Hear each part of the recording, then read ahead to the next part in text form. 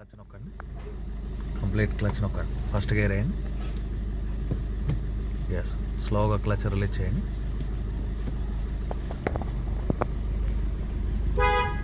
Yes, కొద్దిగా right, left, లైట్గా left turn చేయండి.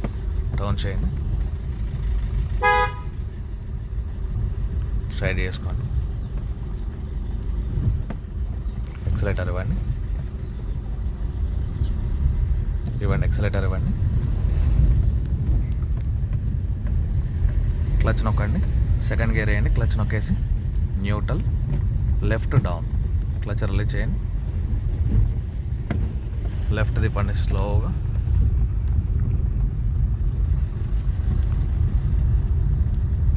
క్లచ్ నొక్కండి, speed breaker. Yes, clutch release చేయండి.